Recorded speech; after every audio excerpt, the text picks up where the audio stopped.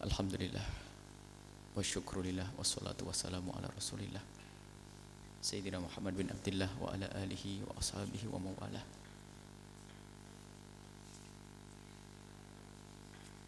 Allahumma ya Rabbana inna nas'aluka ilman nafi'ah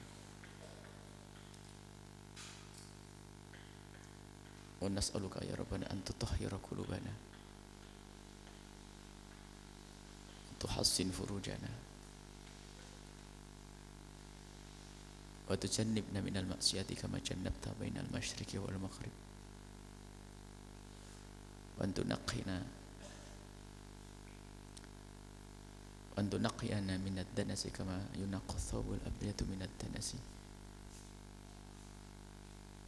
warzuqna ya rabbana taubata qabla al maut wa syahadata inda al maut wal jannata ba'da al maut. Amma ba'du. Kita lanjutkan belajar kita dengan Imam Ghazali rahimahullahu ta'ala, nafa'anallahu bihi wa bi ulumihi wa bi ulumikum fi darin amin. Kita sudah sampai kepada pesan Imam Ghazali tentang riya, dan na'udzubillah ya, riya itu senjata pamungkasnya iblis. Ibadah banyak ternyata oleh iblis diracuni dengan riya, habis amal kita. Umroh tidak ada pahalanya, bangun malam tidak ada nilainya, ustadz ceramah punya ribuan santri pun tidak bisa melihat pahalanya nanti di akhirat, karena di hatinya ada riya. Dan sangat halus riya ada di dalam hati seorang hamba. Dan itu harus terus belajar membersihkan hati dari riya. Ini pelajaran yang tidak ada hentinya. Bermacam-macam cara para ulama-ulama ahli tarbiyah untuk membersihkan hati dari yang namanya riya, agar waspada kalau riya itu halus sekali. Sampai Imam Ghazali itu begitu halusnya riya. Kan kemarin sudah ada pendidikan bahwa kalau beribadah coba di tempat yang sepi, sembunyi di kamar, untuk memerangi riya. Ternyata setan masih ikut ke kamar. Di saat kita melakukan sholat di kamar dengan khusyuk memerangi riya di luar, saya di luar sholat bisa khusyuk, bisa tenang. Tutup gitu, saya akan lawan. Allahu Akbar. Ternyata setan masih menyanjung. Bagus. Dialihkan niatnya. Kamu ustadz suri toladan, ente wali,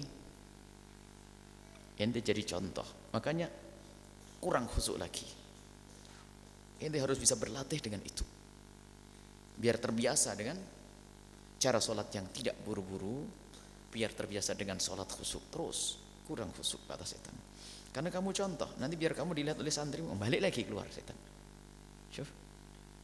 Rupanya mengkhusyuk-khusyukkan sholat di saat sembunyi pun ternyata tujuannya agar terlatih nanti, bukan untuk karena Allah. Halus riya. Sampai kata Imam Ghazali, mengurus-nguruskan badan, memucat-mucatkan muka itu biar dibilang ahli ibadah itu ada. Makannya dikurang, sangat kurang, sampai setengah sakit kuning, capek kayak ahli tasawuf. Mencompang-campingkan baju, bukan tasawuf. Mencompang-campingkan baju, sengaja dirobekin baju. Sudah wajar saja kalau punya duit pakai baju yang bagus, kalau memang tidak punya duit pakai baju biasa. Jadi compang-camping yang ahli tasawuf bukan disengaja, wajar saja. Artinya baru sufi bener di saat tidak punya baju kecuali itu dia nyantai, nggak pernah pusing, ya Allah bajuku jelek, nggak susah. Di saat bajunya jelek nggak susah, itulah sufi. Di saat bajunya bagus nggak bangga, itulah sufi.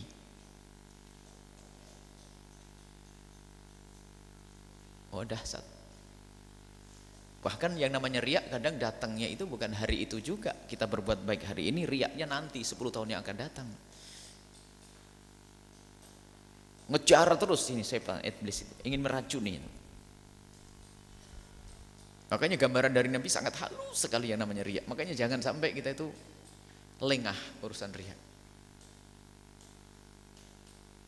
Coba digambarkan Nabi akhfa, lebih lembut min tabibi namlatis sauda ala samratis samma fi lailatul dzulma. Ini kan gambaran luar biasa yang cermat dari Nabi yang namanya riya itu lebih lembut dari langkah kaki semut hitam di atas batu hitam di dalam kegelapan malam. Itu kan selembut di atas kelembutan.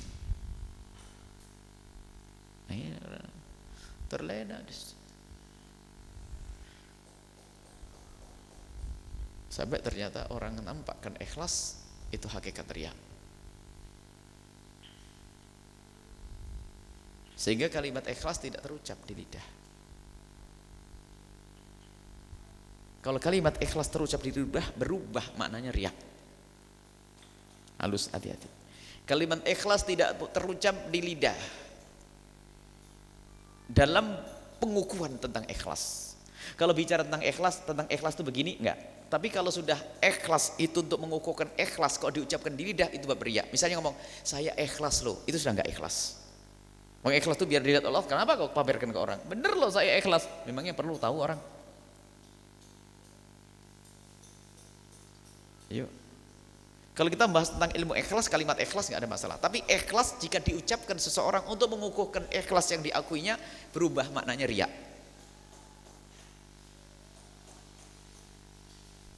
Bu, ini saya beri loh dengan ikhlas. Ngapain ngomong-ngomong?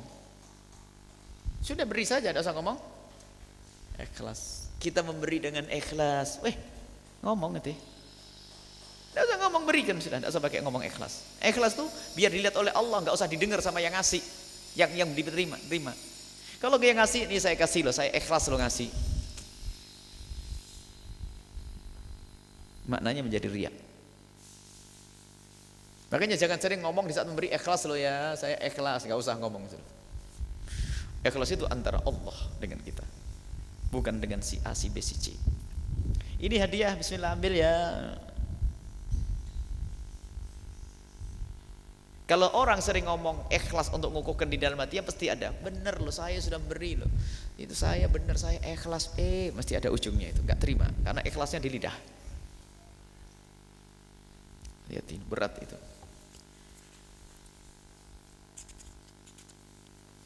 Ingat Imam Ali bagaimana memerangi ikhlas, memerangi riya. Baik, sekarang ayyuhal walad. Keluar dari kita ada bab riya, insyaallah kita masuk bab ikhlas nanti. Ayyuhal walad, wahai anakku. Sudah cukup apa yang kalian dengar? Sudah banyak yang kalian dapat? Kata Imam Ghazali. Dari nasihat-nasihatku sudah sangat cukup untukmu semuanya.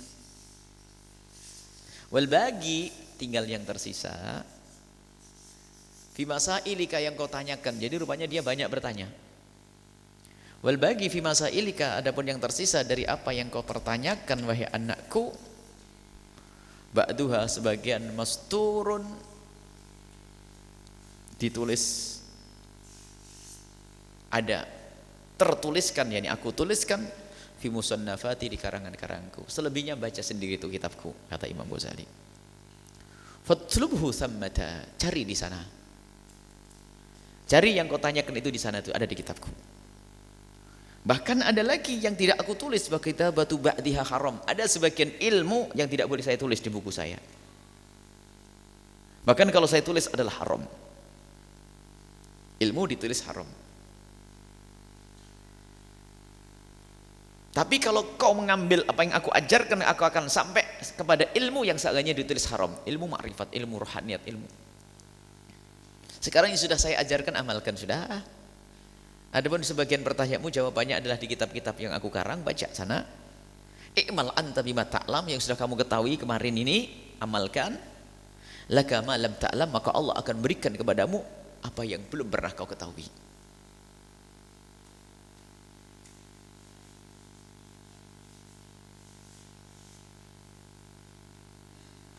Nah, mengamalkan ilmu. Dalam hadis Nabi, kalau man alima wa amila, awrathahu Allahu ilman ma lam ya'lam. Kalau mengamalkan ilmu, Allah akan beri ilmu yang tidak pernah diketahui, ladunni. Makanya laduni itu dasarnya ilmu dulu, modal. Baru amal. Baru nanti ilmu laduni. Ada orang bandel laduni, itu gak ada laduni itu. Anak kiai ngereng naik motor sana sini, tiba-tiba bapaknya mati, laduni. Enggak ada laduni itu. Jangan percaya itu. Laduni ada rosmalnya, ada modalnya. Ilmu, ini Imam Ghazali Syari. Kau punya ilmu dulu, belajar ala kadarnya, maksudnya secukupnya itu kau amalkan, baru Allah awrathahullahu ilman ma la ya'lam. Ayuhal waladu, hai anakku, ba'dal yaum, setelah hari ini benar. Setelah hari ini la tas'al, jangan tanya lagi.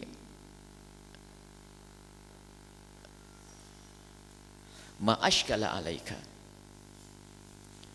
Jangan kau bertanya lagi ma ashkala alaika, yang meragukan, membuat kamu masalah.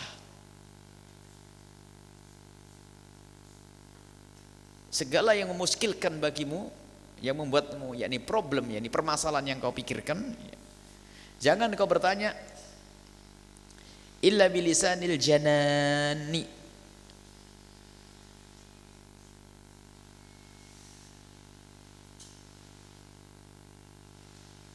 bilisanil, apa makna janan? Sudah, maksudnya apa? Enggak cukup dengan ilmu akalmu itu. Sudah selesaikan dengan ilmu akalmu. Lidah yang hanya memahami pemahaman ilmu akal. Sekarang perlu kau beri kesempatan hatimu itu. Di qauli ta'ala, Allah berfirman, walau annahum sabaru hatta takhruja ilaihim lakana khairal lahum. Kalau seandainya mereka sabar sampai kau keluar kepada mereka, lakana khairal lahum. Artinya apa? Isyarat. Ente yakin yang saya kasih tahu? Sudah, jangan banyak tanya lagi. Aku melihat kalian semuanya nanti. Kalau sudah beres tak kasih lagi, sudah, tidak usah nanya-nanya nanti. Sudah, sabar nanti. Sabar ngamalkan dari yang sudah kalian ketahui. Itu maksudnya gitu. Baru nanti secara otomatis akan aku tambah lagi sudah pada waktunya. Hatta takhruja ilaihim.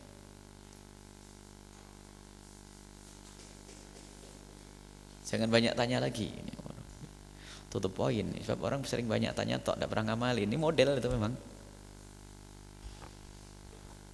Imam Ghazali cerdas. Dan apalagi murid cerdas, pinter tanya, gimana hukumnya ini. Ente ngamalin belum? Langsung ditutup mulutnya. Lisanil janan. Yakini, amalkan, beres. Jangan banyak cerewet, jangan banyak ngomong. Nanti kalau sudah ente ngamalin itu semua, anak usah hatta takhruja ilaihim. Nanti aku akan keluar dengan ilmu baru untukmu. Sudah.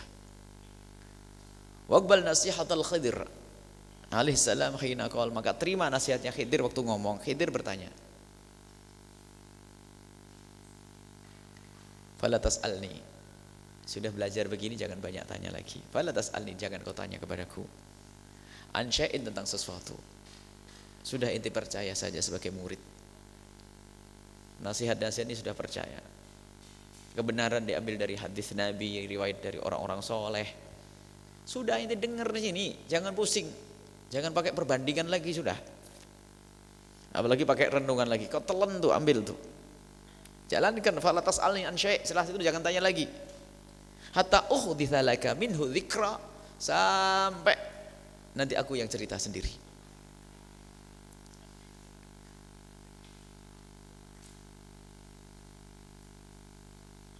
Fala tastajil, jangan buru-buru, amalkan dulu. Hatta tablugha awanah, sampai nanti, sampai waktu yang sudah ditentukan, kalian akan faham, kalian akan sampai kepada Allah. Yukshaf laka, akan dibuka semuanya untukmu. Wa tarahu, dan kau akan melihat keajaiban daripada ilmu yang kau amalkan. Penekanan dari Imam Ghazali, sudah nak ya, sudah banyak kalian dengar tadi, kau amalkan sudah. Dan percaya kau dengan omonganku. Nanti setelah itu kau akan melihat satu hal yang luar biasa akan terjadi. Saurikum ayati fala tastajilun. Ini namanya ikhtibas.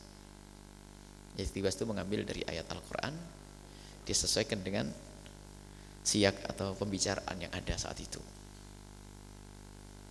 Akan aku perlihatkan kepadamu tanda-tanda kebesaranku. Fala tastajilun, maka kau jangan buru-buru. Kadang seorang murid dengan guru buru-buru.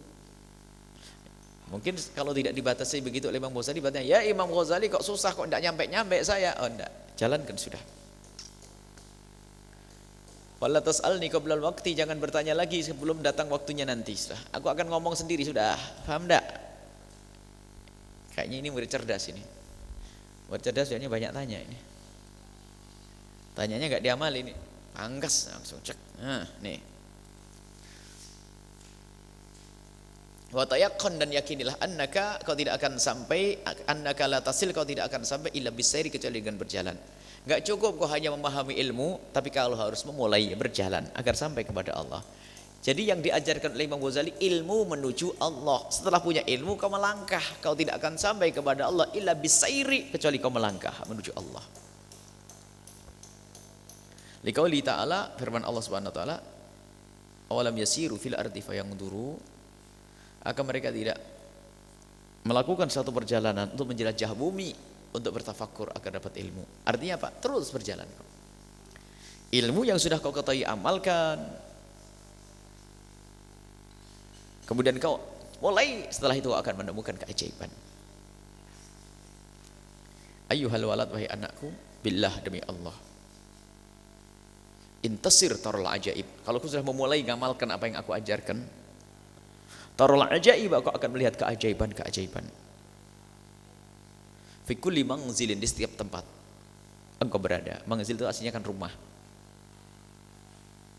Kau mengamalkan ilmu di saat kau duduk dengan ulama, kau punya tempat yang baik. Orang awam, kau tempat yang baik. Dengan orang kaya, kau tempat yang baik. Dimanapun kau selamat. Kulli manzilin. Wabdul ruhak, sekarang waktunya engkau mengerahkan ruhmu, bukan akalmu tok, cerdas, pintar, sudah cukup nak kau belajar nak. Berapa tahun kau belajar menghafal ini itu, kau sudah tahu ilmu ini halal, ini haram, ini sunnah, ini wajib, kau tahu semuanya. Sekarang bukan itu, bukan otakmu sekarang. Badlur ruh, jiwamu itu loh, kau tempa.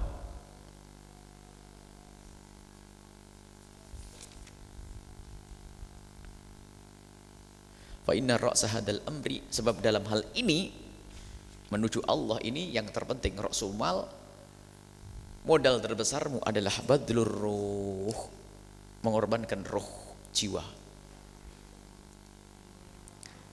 menggunakan jiwa, mengorbankan jiwa.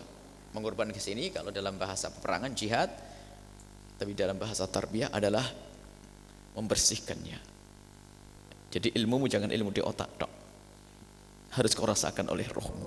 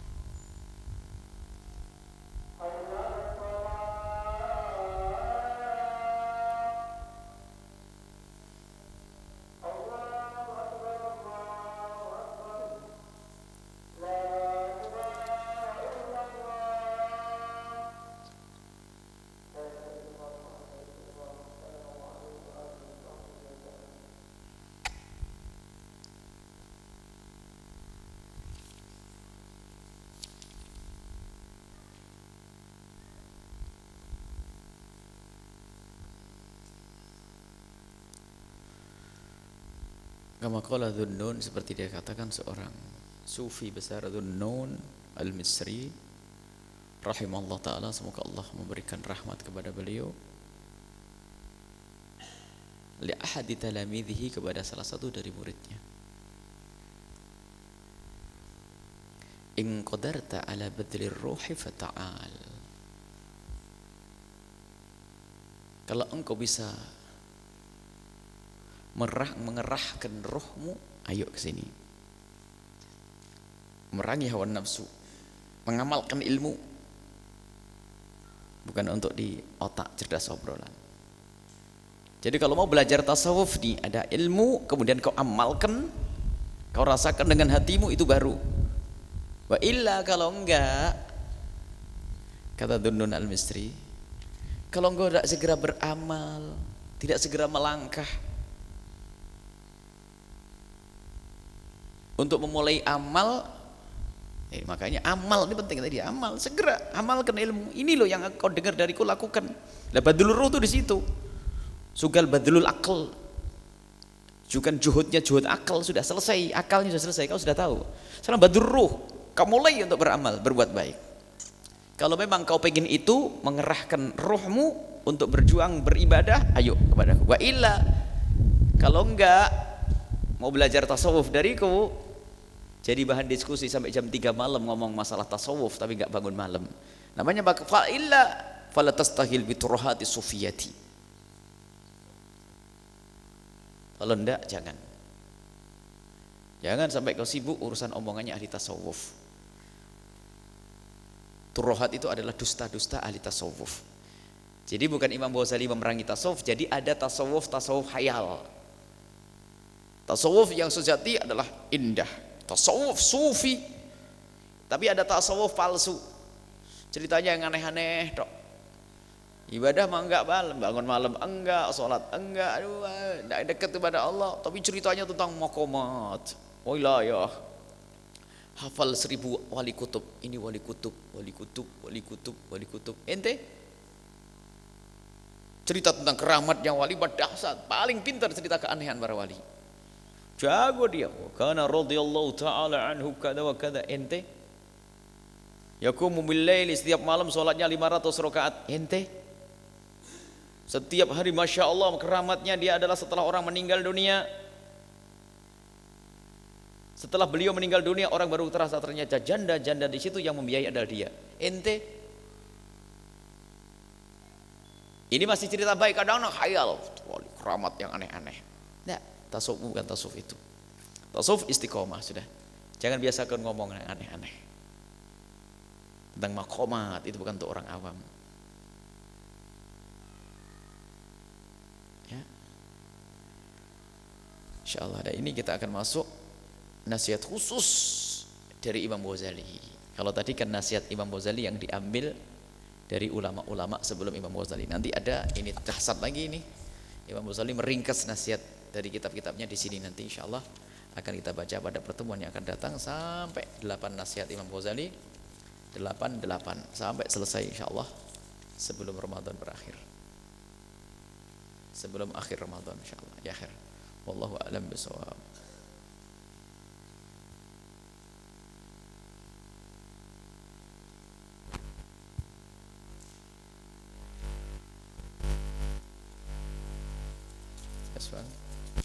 Bismillahirrahmanirrahim. Awal Buya, bagaimana sering kadang-kadang orang nanya bagaimana caranya merasakan manisnya ilmu Buya. Kemudian yang kedua ada titipan pertanyaan ilmu Buya. atau amal? Manisnya ilmu dan amal Buya. Kemudian yang kedua, apakah memang dalam Islam itu ada istilah kesurupan Buya? Apa itu? Kesurupan dalam Islam. Syukron.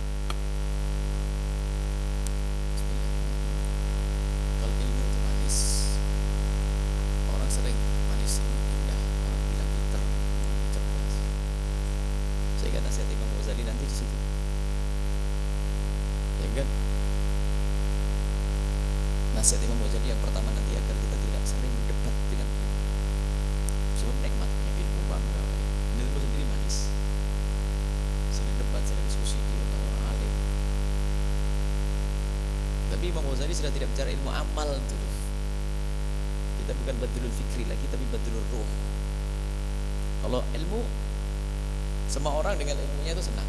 Bahkan orang bahlul pun di bidang pintar senang dia. Orang tidak punya ilmu tapi dia ngaku ilmu, ya saya bisa ini, bisa itu. Nikmat, kebanggaan. Tapi bagaimana berubah menjadi amal? Menjadi amal. Lalu amal itu sendiri bagaimana bisa manis? Dibangun dengan keyakinan. Kias, cuman itu betul-betul teori. Kenyataannya adalah praktek masing-masing. Kalau secara akal, dijemur matahari itu di bawah terik matahari itu tidak enak.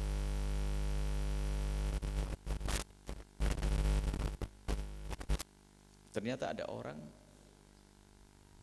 dilarang marah. Sesuatu yang dinikmati dibalik itu semuanya. Contoh bapak petani itu, yang lagi mau nanam padi dan sebagainya, itu kan kena terik matahari. Coba kalau besok kita sebagai Pak Kepala Desa punya undang-undang, semua orang di kampung sini tidak boleh ke sawah. Ribut sama, wah, real yang kita digerebek. Padahal kita melarang kena terik matahari. Kenapa kok dia senang ke sawah? Karena terik matahari setiap hari. Karena ada di balik itu ada keyakinan. Bahkan bukan sekedar keyakinan, dugaan nanti akan panen, keluar duit, nyenangkan istri, anak. Begitu yang kerja di bawah panasnya atau dengan deru mesin, kemudian panasnya ruangan bekerja dan seterusnya, dia bisa bertahan karena apa? Ada harapan. Sehingga panasnya itu menjadi manis kalau ingat akibat yang akan didapatnya nanti, duit. Gak apa-apa, ini sebentar saja, nanti saya dapat duit. Mestinya juga begitu urusan orang beribadah itu adalah kayak begitu. Cuman Imam Haddad menceritakan bahwasanya ada sebagian orang menemukan manisnya iman itu ada setelah 20 tahun mujahadah. Tapi ada orang menemukan manisnya iman, dan kita harus menuju ke sana. Sehingga tiba-tiba di saat ia tidak bisa bangun malam menangis terseduh-seduh. Ada apa? Bangun malam saja kok nangis? Gak bisa bangun malam nangis, kan masih ada besok. Berarti dia sudah menemukan manisnya iman. Ya seperti itu, dan itu berproses. Manisnya ibadah, manisnya iman, halawatul iman ditandai dengan manisnya ibadah. Senang dia beribadah. Seperti itu. Semuanya bercoba ya kita berlatih mengamalkan ilmu. Kita ingat ada janji Allah, kemudian kita ingat ini untuk mencari ridho Allah. Kita ingat kalau melanggar ada hukuman Allah. Terus kalau itu ada keyakinan itu tertanam di hati, secara otomatis terprogram itu. Mulai tidurnya sudah diatur, tidur sore. Kenapa? Biar jam 4 bisa bangun, nanti langsung pergi ke tempat kerja, ke pabrik rotan, pabrik rokok, yang rokok ini yang jual dan yang pabrik rokok di daerah Jawa Timur sana itu mulai jam 4 sudah bangun. Ribuan orang rutin itu sudah usah pakai telepon, kamu berangkat ya, nggak ada itu semua. Itu sudah mengkondisikan sendiri sampai istirahatnya. Karena apa? Kerja capek. Tapi ada harapan setelah itu dapat 500.000. Bagaimana kita tidak? Nah, kita membangun keyakinan. Sehingga membangun keyakinan itu membantu kita untuk mudah beramal baik. Wallahu a'lam bishawab. Adapun yang kedua, ada istilah masruq. Ada hadis Imam Ibnu Hajar al-Asqalani ini menyebut tentang orang masruq. Sampai ada wanita itu sering masruq, kayak ya kesurupan. Nah, masruq itu tiba-tiba, kalau bahasa kita kesurupan, atau masul jin dalam istilah Al-Quran. Orang makan riba tidak akan beri illa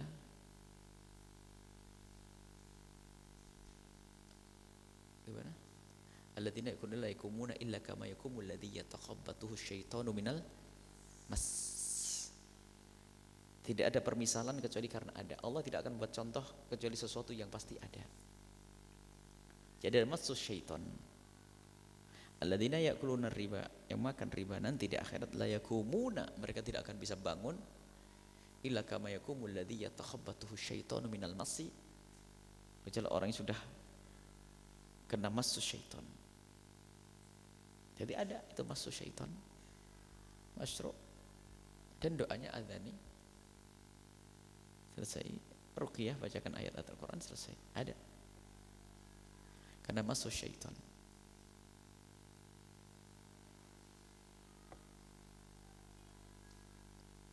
Jadi ada istilah-istilah seperti itu.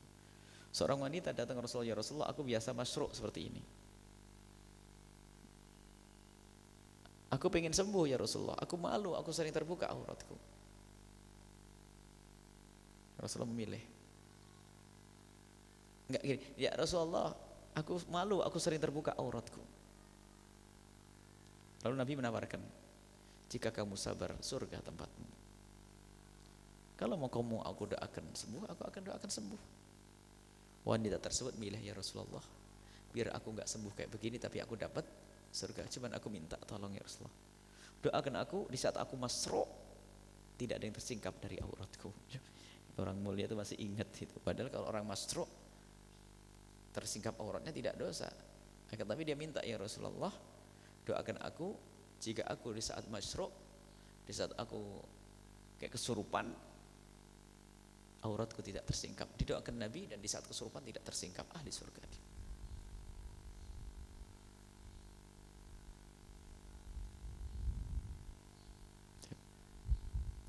Lain.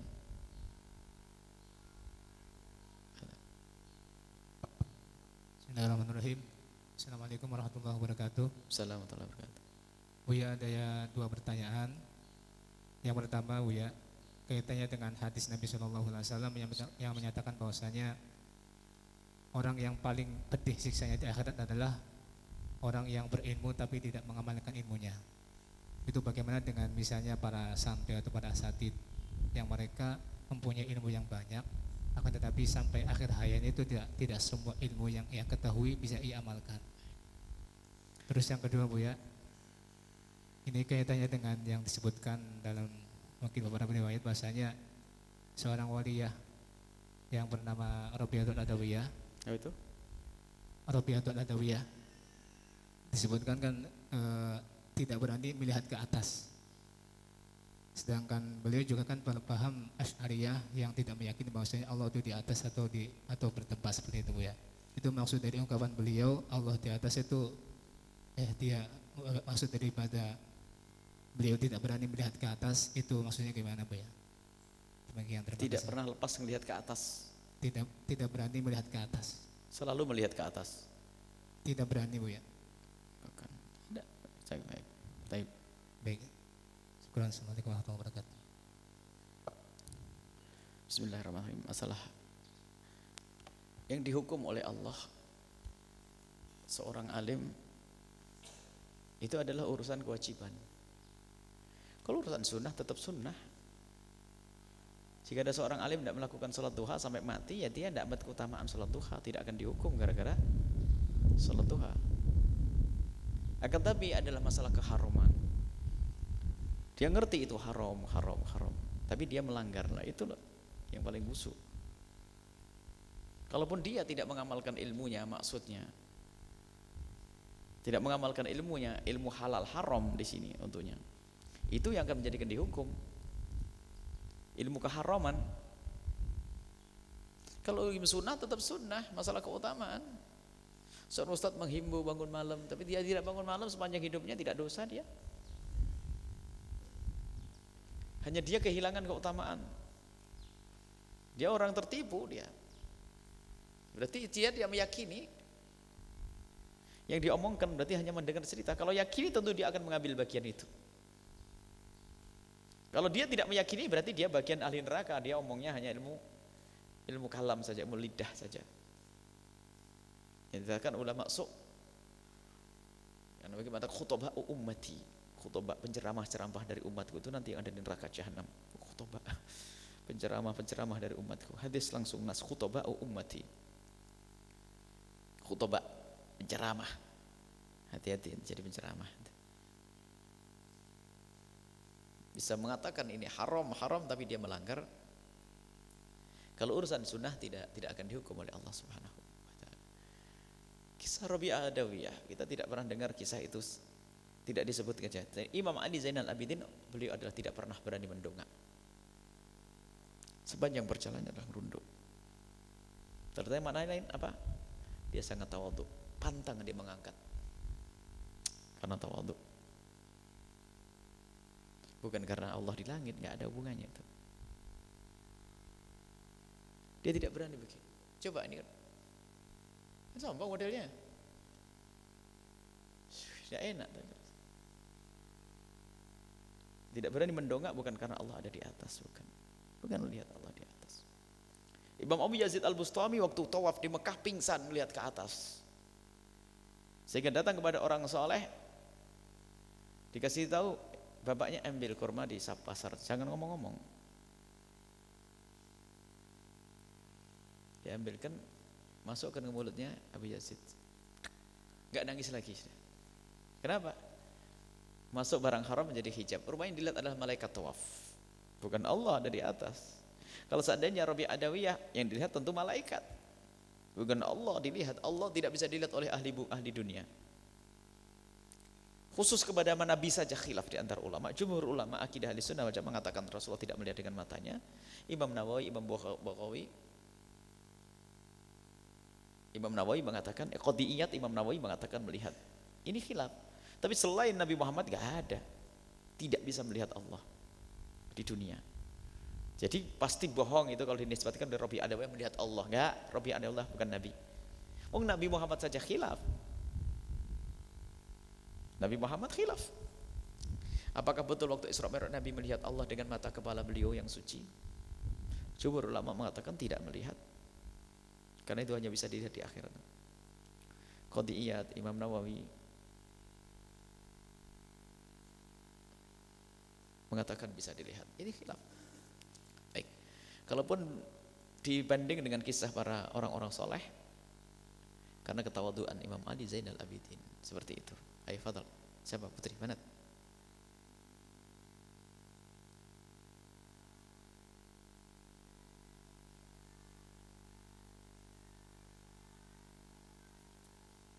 Kenapa tidak bisa?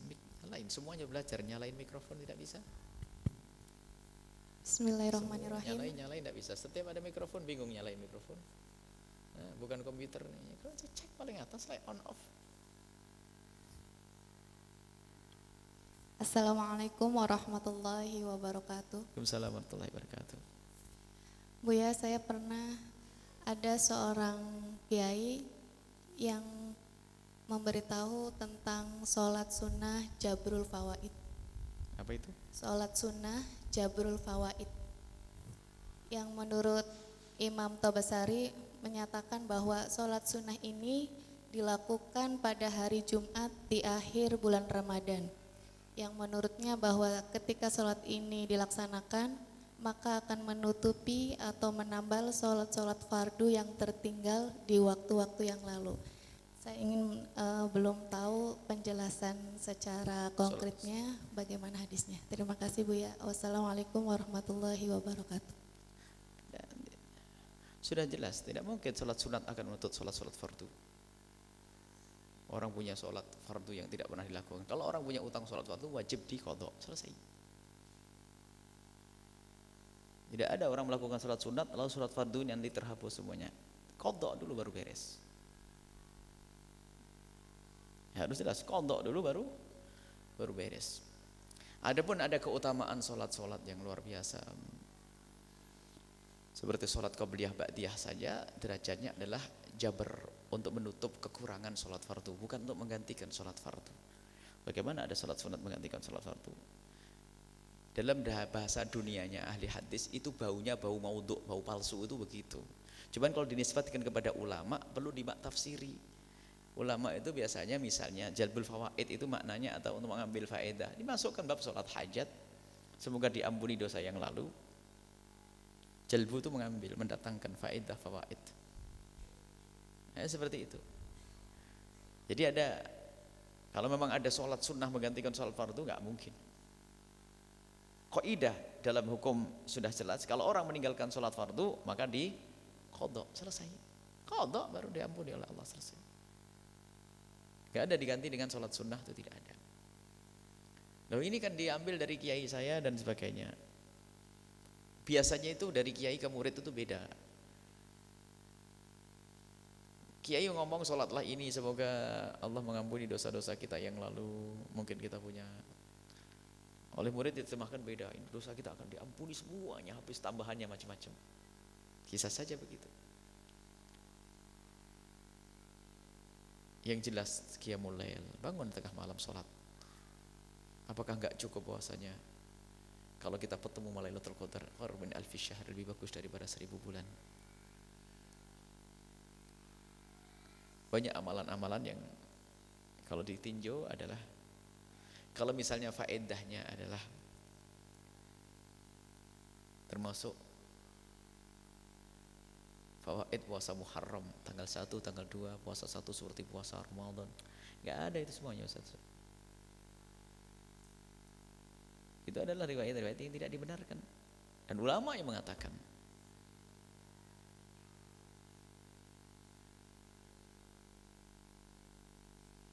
ada memang betul riwayat seperti baca qul huwallahu 3 kali keutamaannya, tapi tidak bisa disamakan keutamaannya. Jadi ada keutamaan kok, tapi tidak bisa menggantikan. Tidak bisa menggantikan. Kan tadi ceritanya punya utang, ya nggak bisa, qadha dulu dong baru. Kelihatannya salah dari yang menyampaikan saja. Kita perlu lihat teksnya seperti apa, penyampaian dari guru tersebut kayak apa.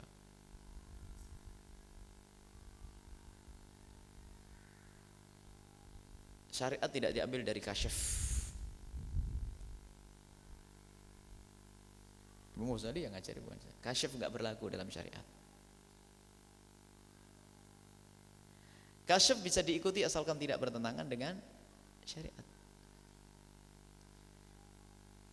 Misalnya hendaknya kita melakukan salat sunat di malam ini karena sebagian waliullah dapat ilham malam seperti ini datang penyakit. Itu masih mungkin. Salatnya adalah salat sunnah. Kan ada satu berita bahwasanya setiap malam ini akan datang penyakit, maka hendaknya kita melakukan salat. Jadi berita tentang penyakit kasyaf. Dan mungkin tidak bertentangan dengan syariat. Mungkin Allah menurunkan penyakit di malam itu, mungkin. Rebu Bekasan misalnya itu, ya. Kan ada berita bahwasanya ada waliullah yang mengatakan bahwasanya di malam itu akan datang penyakit, maka hendaknya kamu melakukan sholat ini. Berita tentang itu iya. Tapi anjuran sholatnya sesuaikan dengan syariat. Sholat apa? Kalau sholat sunnah saja ya boleh. Tapi kalau membuat sholat Rebu Bekasan jadi bid'ah, sholat sunnah saja. Untuk menolak balak dengan ibadah. Kalau perlu enggak sedekah 5 juta, 10 juta, itu bisa dirubah itu. Yang penting amalannya tidak boleh bertentangan dengan syariat. Ada sebagian ekstrim langsung bid'ah. Kenapa? Bukan dari Nabi. Loh, sholatnya dari Nabi. Kita dianjurkan sholat di saat kita ada dugaan macam-macam, minta hajat, ingin diangkat bencana. Kalau misalnya kita mendengar berita ada bencana di sana, kita melakukan sholat hajat, semoga Allah mengangkat bencana. Atau kunut nazilah, biarpun bencananya kita tidak melihat sendiri. Nah ini berita wali kan bisa dipercaya. Mungkin dia kasyaf bahwasanya hari ada penyakit. Tapi jangan jadikan wajib, seolah-olah jadi wajib. Ya nggak percaya tidak ada masalah. Oh bukan nabi kok dia. Oh kualat nggak bakal kualat. Anda tidak percaya. Ya nggak ada masalah. Oh, bukan. Cuman permasalahan sekarang pengikut kelompok ini, pengikut ahli Rabu Kewasan juga keras. Kalau ada orang ngikari langsung ini Wahabi misalnya begitu. Nah, ini urusan masalah sederhana. Kalau kita tidak percaya dengan berita dari wali, gak ada kewajiban saya mempercayai omongan si wali si A, si B, tidak wajib mempercayai. Ukuran kita adalah syariat. Kalau bertentangan dengan syariat sangat tidak wajib. Kalau sesuai dengan syariat, yang wajib kita patuhi syariat, bukan omongannya wali. Cukup kita tidak usah berurusan dengan bualan turohatnya sufiyah tadi sudah. Kadang orang lebih percaya dari wali daripada syariat Nabi. Wakala Syekh Fulan Barang siapa mengatakan begini. Dari dulu Nabi sudah ngomong gitu, tidak pernah didengar. Baru giliran wali yang ngomong didengar. Ini aneh bener man. Ini loh kedangkalan kita itu. Wali adalah ahli karamah. Tapi jangan sampai kita tuh salah. Jadi kalau ada orang tidak mempercayai tentang keramatnya, kalau tidak percaya keramat tidak dibenarkan ada karamah. Cuman kalau ada berita tentang wali begini, ya nggak ada masalah, tidak sampai derajat syirik, nggak ada masalah. Bagaimana kalau saya tidak percaya kalau Sunan Kalijogo tidak sholat sampai bertapa? Boleh nggak percaya karena bertentangan dengan syariat. Masa bertapa sampai nggak sholat? Apakah keluar dari? Enggak keluar. Saya percaya Sunan Kalijogo, bener ada Sunan Kalijogo. Tapi kalau harus Sunan Kalijogo bertapa sampai meninggalkan sholat, kecuali saya tafsiri Sunan Kalijogo di saat dia bertafakur hilang sudah akalnya. Sehingga dia dalam keadaan seperti itu hilang akal, marfu'ul qalam. Kita tidak boleh membenarkan sesuatu yang batil. Baru takwil. Sehingga Imam Abdul Wahab Sya'rani lebih penting kita menakwili para wali yang dia bisa dosa. Al-Quran saja ada takwil kok. Wali ditakwili, mungkin dia akalnya sudah dicabut oleh Allah sehingga Sunan Kalijogo jago kali. Sehingga waktu itu betul akalnya sudah dicabut. Majdub tidak sholat nggak salah. Wali mungkin majdub akalnya. Jadi makomnya makom orang gila di dunia nggak berlaku syariat, tapi bisa waliullah. Harus ada rambu-rambunya kita ini. Cuman kadang-kadang kita ini harus, kadang itu keramat palsu dibuat sama muridnya saja hanya pengen gedekan gurunya. Ini kacau lagi, ini zaman sekarang punya keramat macam-macam. Ngalang-ngalai para wali songo, ngalang-ngalai sahabat Nabi. Akhir zaman, min karomati kada wa kada wa kada, min karomati kada wa kada.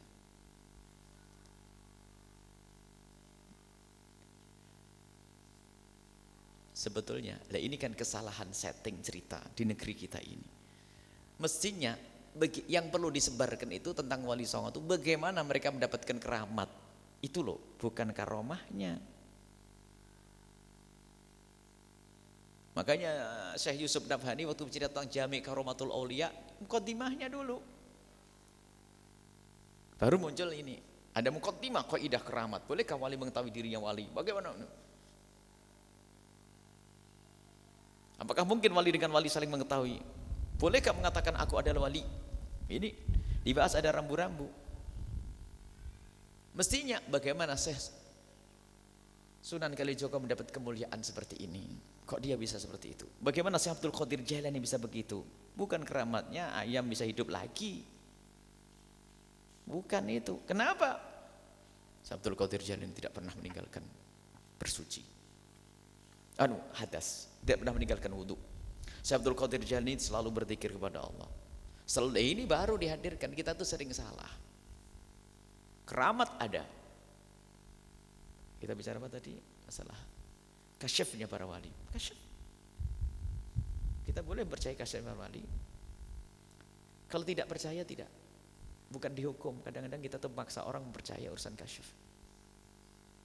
Wah itu wali, kenapa ente? Loh, mungkin saat itu ya kalau kasyaf yang sesungguhnya.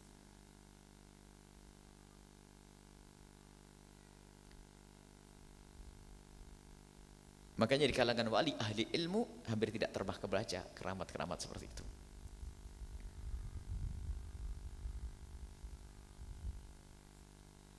Imam Haddad rahimahullah ta'ala punya dua model. Karangan beliau yang ditulis beliau. Lihat. Syar'i. Kalau ingin belajar tasawuf cukup Imam Haddad, luar biasa. Tapi lihat sejarah tentang cerita Imam Haddad nanti juga macam-macam. Itu ada beda jadi. Makanya Syekh Abdul Wahab Sya'rani hati-hati ada orang bercerita tentang saya itu banyak kemasukan kayak kil wakol, itu bisa bermasalah kepada saya. Sampai ngomong-ngomong untuk saya hidup saja buku saya dipalsukan apalagi cerita hidup saya.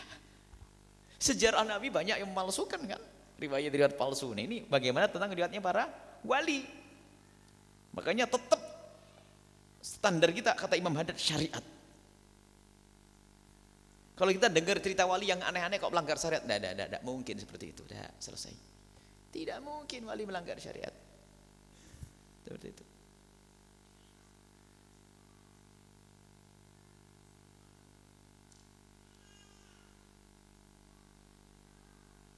Manakib, perlunya manakib, kenal manakib. Manakib itu apa? Lihat. Yang paling utama adalah cerita tentang sejarah hidup Nabi. Di situ ada dikhususkan Syama'il Muhammadiyah dan sebagainya. Nabi mukjizat ya. Tapi tidak cukup kita mengenal mukjizat Nabi, keanehan-keanehan bukan begitu, tidak. Tapi bagaimana akhlak Nabi dengan ini, dengan orang Yahudi, dengan orang ini. Nah, kita perlu itu. Jangan sampai kita cekoi untuk percayai keramat-keramat seperti itu. Akhirnya apa? Hanya bisa berbangga tok. Tapi bagaimana kita bisa meniti sampai mendapatkan karomah seperti itu yang harus dihadirkan. Nah, ini ada kaidah yang kita itu kadang dilupakan. Sampai berantem ini gara-gara, masa iya? Oh, nggak boleh ente suul adab sama loh. Kalau sang alim itu mungkin dia seperti itu kan ceritanya itu loh, bener enggak yang bawa ente? Wong hadis saja perawinya harus dicek. Ini dusta atau tidak dusta. Makanya hati-hati. Sampai afatul matbu' fil adba'. Matbu' itu banyak rusak gara-gara adba' pengikut.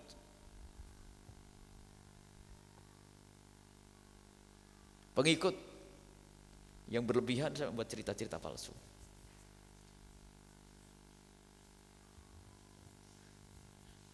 Hanya kalau tidak pakai rambu-rambu sini ada nyebar berita nanti di sana Buya Yahya begini, bohong itu kan kacau nanti.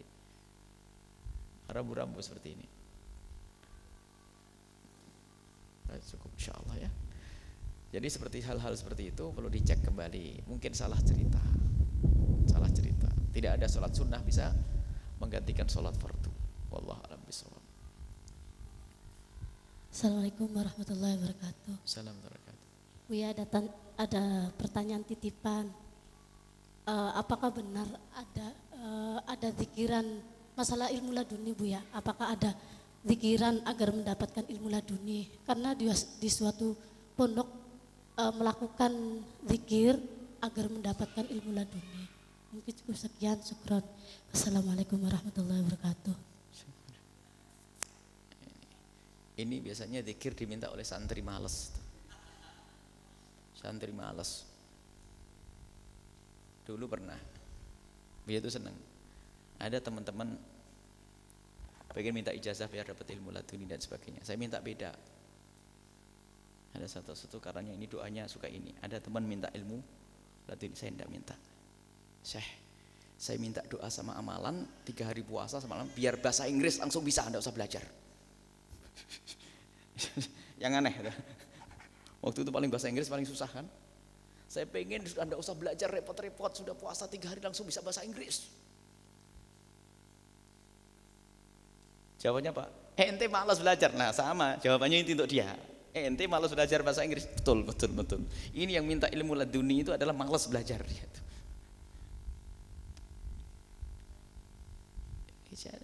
Nabi yang ngajari ente amalkan ilmu, barusan Rasulullah Imam Allah akan beri ilmu yang kau tidak pernah ketahui. Amalkan ilmu. Takwa kepada Allah. Sambung kepada Allah, ilmu laduni ada syaratnya. Ijtihad. Walladzina jahadu fina lanahdiyannahum subulan. Sungguh-sungguh dulu baru dapat. Ini gara-gara amalan ilmu laduni, setiap kali ngamalin ilmu laduni, enggak pernah ngaji, enggak pernah hafalan. Ditanya, "Mana itu?" Lagi zikir cari ilmu laduni. Tambah bahlul. Bukan manhaj kita itu. Rajin dapat ilmu laduni. Laduni. Enggak, saya minta nomor 1. Laduni min ladun rabbil alamin. Ilmu langsung dari Allah. Duh, kok enak bener nih. Memang zikir ya mengundang laduni. Secara umum zikir mengundang ilmu laduni, ilmu dari Allah, rohaniyat. Ya tidak salah mutlak omongan orang itu, tapi enggak bikin males nanti jadinya. Ilmu laduni ada syaratnya belajar. Nah, nggak boleh rang-rang naik motor bandel, bapaknya meninggal langsung dikerudungi laduni. Dulu pernah ada orang dikagumi katanya laduni. Oh dia laduni. Datang. Alim, nggak pernah belajar tapi pinter. Wah, paling seneng kita kalau akhirnya datang suatu kita. Ke Yaman. Ini masyhur karena dia anaknya seorang kiai. Dia itu bandel, nakal, tapi dapat ilmu laduni. Kumpul mahasiswa semuanya. Ada selalu tanya pas Ramadan persis ini tentang kafarah bagi apa? Bagi orang yang apa? Kewajiban bagi wanita yang hamil kemudian dia buka puasa. Waduh, ngalor ngidul. Oh, laduninya itu kayak bikin orang nggak paham juga katanya sudah. Biasanya di setting itu, nggak boleh deket-deket. Kalau deket nanti ketahuan bodohnya. Makanya malah anak buya nggak belajar nggak ada laduni sininya. Belajar dulu, nggak usah digede-gedekan dia. Kalau nggak punya ilmu agama suruh dagang sana selesai. Nggak usah dikerudungin. Maka imamah biar alim di setting loh, dia laduni. Kadang saat bapaknya pun sudah ini sudah lain dulu, kandungannya beda. Mulai dikeramat-keramatkan nih anaknya kiai yang aneh-aneh. Wah, sudah mulai kecil sudah dibuatin. Ini punya kelainan. Anak paling takut dengan dia tuh. Anak ngelihat kiai ini mana sama anak takut mau gimana nih. Anak paling fezak sama dia, paling takut dengan dia. Dia umur 2 tahun sudah begini. Habis ini mukadimah mau dikeramat-keramatkan dia.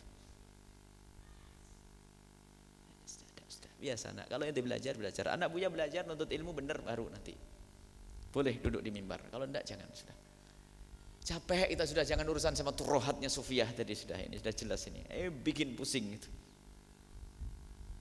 Kadang ketambahan bohong.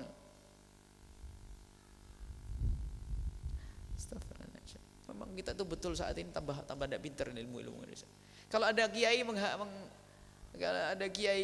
apa? Biasanya yang dikasih ilmu seperti itu sama kiai itu memang anak yang sudah bebel, tidak bisa menghafal, tidak bisa belajar. Mau gimana lagi, sudah kasih zikir aja sudah ya. Ini biar kamu dapat ilmu laduni, sudah menghibur saja itu. Kalau anak yang cerdas ilmu laduni suruh belajar ini, itu berarti yang mendapatkan ijazah ilmu laduni kayaknya bebel nih, gitu saja. Ini sudah dilihat sama kiainya ahli makrifah, suruh ngafal nggak bisa, belajar nggak bisa, ini ya, sudah. Pengen ilmu, kasih ijazah, tapi yang pinter nggak dikasih, suruh belajar. Kita tidak urusan sama itu. Ada yang dicatat sebagian ulama, bahkan Syamsul Ma'arif di buku-buku yang ngajari ijazah yang ijazah begini, banyak ilmu-ilmu aneh-aneh begitu itu. Tapi kita tidak berurusan dengan itu. Ada syariat Nabi, kalau ilmu pengen laduni itu ajaran dari Nabi SAW. Selesai sudah. Sebab buku-buku sama buku Syamsul Ma'arif diharamkan dibaca oleh sebagian ulama. Apalagi dinisbatkan kepada Imam Ghazali, Al-Awfaq, santri paling hafal. Al-Awfaq untuk buat jimat. Katanya Imam Ghazali punya kitab namanya Al-Awfaq. Jadi kalau pengen hamil ini, kalau pengen dapat jodoh pakai rajah ini. Ini. Jadi, wah ini paling disenangi sama santri yang pengen jadi dukun, malas belajar tuh. Seneng paling kitab Awfaq. Kitab Awfaq. Nah itu mansub Ghazali kidban. Tidak pernah Imam Ghazali ngarang kitab itu nak ya. Sudahlah, kita perlu yang lempeng. Lihat manhajnya Imam Haddad rahimahullah, manhajnya Ghazali. Jangan ceritanya Imam Ghazali, ilmunya Imam Ghazali baca. Ini loh Ghazali ngomong, kurang apa? Lo kok cerita tentang itu, baca Risalah Mu'awana Nasaidiniyah sudah. Kalau sudah baca ilmunya itu jelas Imam Haddad yang nulis. Sementara tulisannya saja bisa dipalsukan sama orang, apalagi cerita. Makanya Buya itu lebih, kalau mengambil cerita itu selalu Buya pilah yang sesuai dengan syar'i. Yang aneh-aneh sudah saya pinggirin, gak butuh. Cerita aneh-aneh karena Pak perawinya siapa, kadang-kadang kebohongan, tidak mendidik. Apalagi si terakhir ini Zahra baca buku Siti Aisyah, ceritanya karu-karuan. Rupanya nulis ngarang buku itu sambil menyesuaikan dengan cara dia. Sampai Siti Aisyah seorang punya dendam, Siti Fatimah Zahra sudah senang dulu kepada si Imam Ali, macam-macam cerita aneh-aneh. Ya langsung nggak mungkin Zahra kayak begitu, nggak mungkin Imam Ali seperti itu, nggak mungkin Siti Aisyah begitu, nggak mungkin. Kita punya rambu-rambu. Masa digambarkan Siti Aisyah pendendam? atau Sayyidina Ali nggak memperhatikan istri Rasul, ini kan sudah berlebihan. Nah, ini ada model-model buku sejarah Nabi. Sampai Nabi terpesona waktu melihat Siti Zainab waktu buka rambutnya. Ini kan ini aneh-aneh ini buku ini dijual di ini harus dipangkas, itu tidak boleh dijual lagi buku itu. Tidak boleh dijual di sini. Karena itu sambil menulis dia menyesuaikan dengan pengalaman.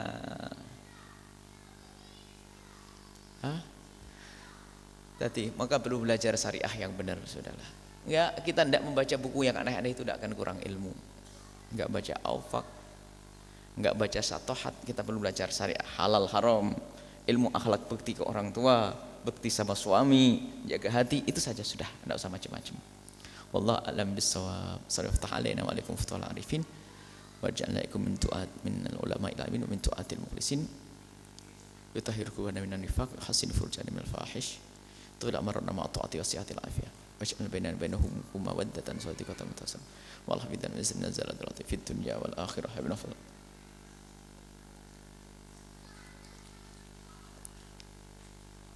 Fatiha insyaallah alhamdulillah suratul ladzina an'amta maghdubi alaihim waladdallin amin ya rabbal alamin.